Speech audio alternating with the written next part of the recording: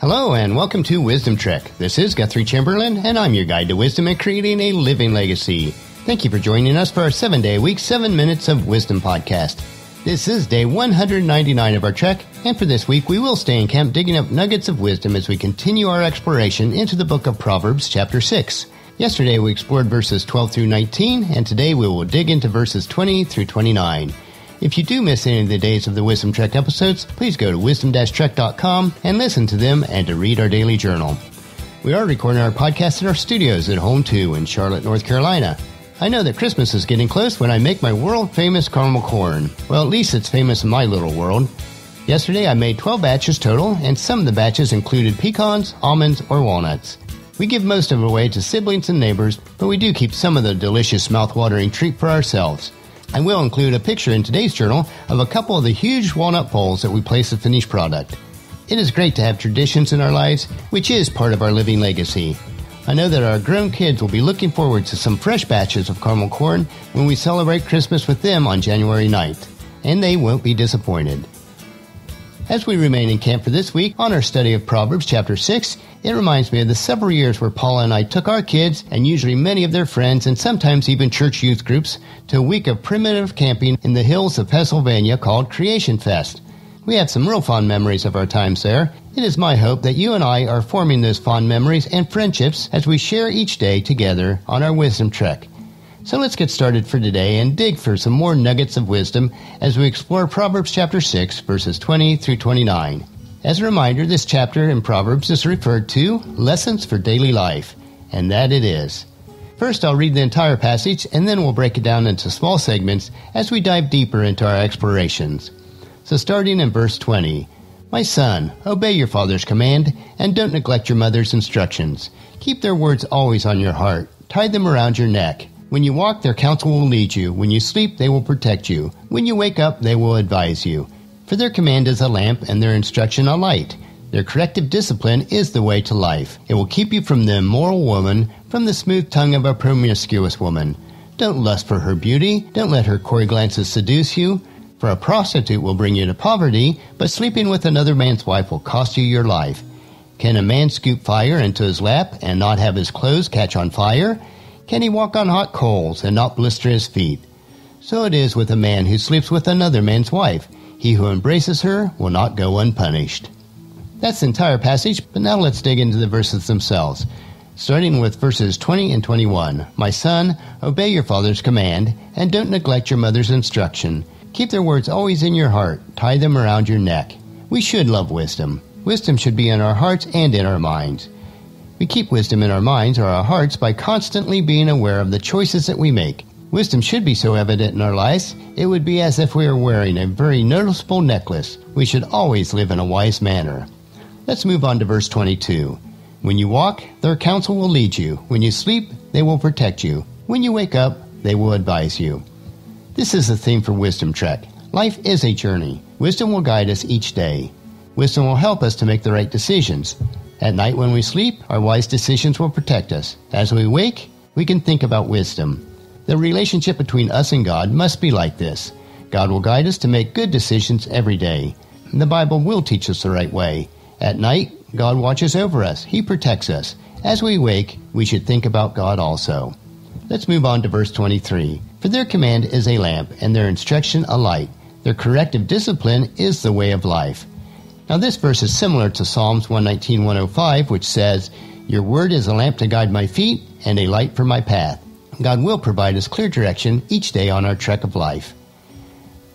Now on to verse 24 and 25. "It will keep you from the immoral woman, from the smooth tongue of the promiscuous woman.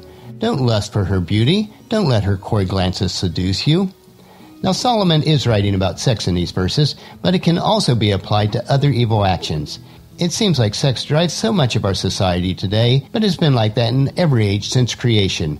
It actually stems back to the Garden of Eden, where Adam and Eve desired the forbidden fruit more than they desired to obey God. Sometimes an idea about an evil action does attract us, or some other compulsion we may have. Sometimes we do want to do evil things. It is that forbidden fruit that God warned Adam and Eve about. But we should refuse to do evil things. Solomon has taught a similar lesson to this before in both Proverbs Chapter 2 and 5, and who will also explain the same lesson in Proverbs 7. He repeats this lesson because it is so important. Sex is so prevalent in every culture and society. As Solomon writes in Ecclesiastes Chapter 1, verse 9, history merely repeats itself. It has all been done before. Nothing under the sun is truly new. In Proverbs 6, verses 25 through 29, Solomon does explain about punishment. A husband may punish another man if he sleeps with his wife. In the same way, our evil behavior leads to punishment. God will always punish our evil behavior, either directly or through the consequences that we may suffer because of our unwise choices. There are punishments in this world, for example, either a physical prison or the prisons of addiction that we find ourselves trapped in because of our choices. The Bible does teach us about heaven and hell after we die. Everyone has done evil, so everyone must turn to God. We all must trust God because only God can forgive us. When Jesus died, he suffered our eternal punishment in our place. Now let's move on to verse 26. For a prostitute will bring you to poverty, but sleeping with another man's wife will cost you your life. Now if a man has sex with a woman, she might use it to her advantage. She may even require money for her services. Spending money for sex will bring a person to poverty because it can easily become an addiction. She might also put him in danger of diseases. If you have an affair with a married woman, it could cause such anger from the offended spouse that even if physical death does not occur, spiritual death could easily occur within you. An analogy follows in these last few verses in this segment, which are verses 27 through 29. Can a man scoop a flame into his lap and not have his clothes catch on fire? Can a man walk on a hot coals and not blister his feet? So it is with a man who sleeps with another man's wife. He who embraces her will not go unpunished. Now we all know that fire is dangerous. It can burn you. You must use fire carefully. Sex can also be dangerous when it is outside of marriage. You should only have sex with your husband or wife and only within the confines of marriage. Otherwise, it is dangerous. So be careful. Our evil actions are dangerous, so escape from those evil things. In any areas of your life, don't partake in the forbidden fruit, which is anything in our lives that is contrary to God's precepts in His Word. We must trust in God. Today, as we dug up more important wisdom nuggets, let's learn to obey God's command and resist that forbidden fruit and the sin that encroaches on our daily trek of life. That is the only way that we'll find true peace and joy in our lives. Let's ponder the wisdom in this passage and also encourage your family and friends to join us and then come along with us tomorrow for another day of Wisdom Trek, Creating a Legacy, as we continue to dig for those nuggets of wisdom in Proverbs Chapter 6, starting in verse 30. That will finish our podcast for today. Remember to listen to your daily dose of wisdom each day at wisdom-trek.com or subscribe at iTunes, Google Play, Stitcher, SoundCloud, Spreaker, or YouTube. And please share Wisdom Trek with your family and friends through email, Facebook, Twitter, or in person, and invite them to come along with us each day. The journal for today's trek can be found at wisdom-trek.com. Thank you so much for allowing me to be your guide, your mentor, but most importantly, you are my friend, as I serve you through the Wisdom Trek podcast and journal each day.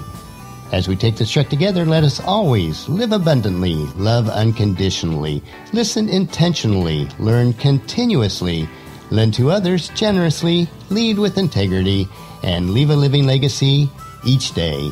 This is Guthrie Chamberlain reminding you to keep moving forward, enjoy your journey, and then create a great day every day. See you tomorrow.